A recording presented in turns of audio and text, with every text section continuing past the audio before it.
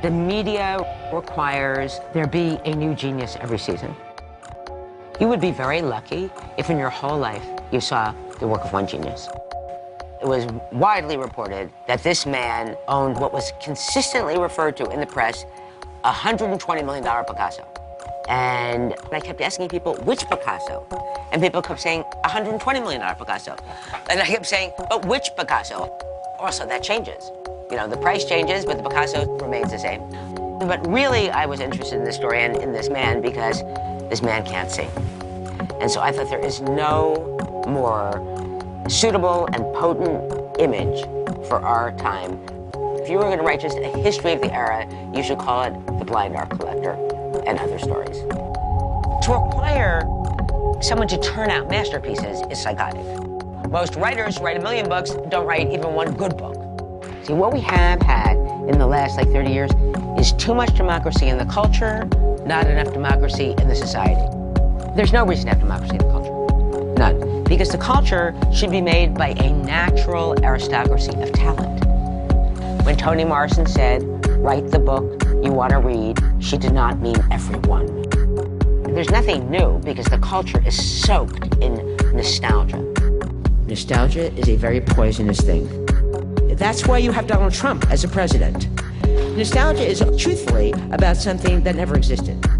There's an endless recycling of the culture of the last 30 years that is really death-dealing.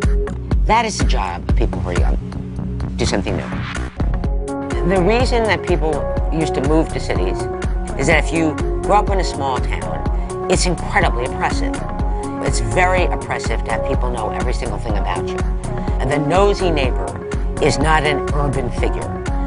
And everybody knows everything about everybody, and it's very suffocating. And now, anonymity is the worst thing that people can have because there's such a general desire for fame. Most people aren't noticing where they are because they're not really any place. If you are doing this, that's where you are. I don't care where you're doing it, that's where you are. Life is so relentlessly annoying that just surviving it, it's like being the king of the jungle. Every single thing is a fight. And this is probably the best time to be a grouch in all of history because there's the most things to complain about. Everything. When a place is too expensive, only people with lots of money can live there. You can like people with lots of money for certain reasons, hate them for certain reasons, but you cannot say that an entire city of people with lots of money is fascinating. It is not. In this rich city, you can't even hear anything because the money's making so much noise now. And see people in the street and not feel this is a disgrace to the country. It's a disgrace to the city. All these buildings they're building, they're empty. I see people sleeping in front of these places. If I was the mayor, I would go up and I would say, there's an empty apartment here. There's 50 empty apartments here. Go on in. And not only that, you're gonna have a view. When they first invented television, apparently there were people who thought that television would be a failure. They thought that people, if they could see around the screen, they wouldn't become absorbed by it. But no one could have imagined what really happened, which is that the world went inside the television and became the world. Here's what news used to be. Information. That's what news is.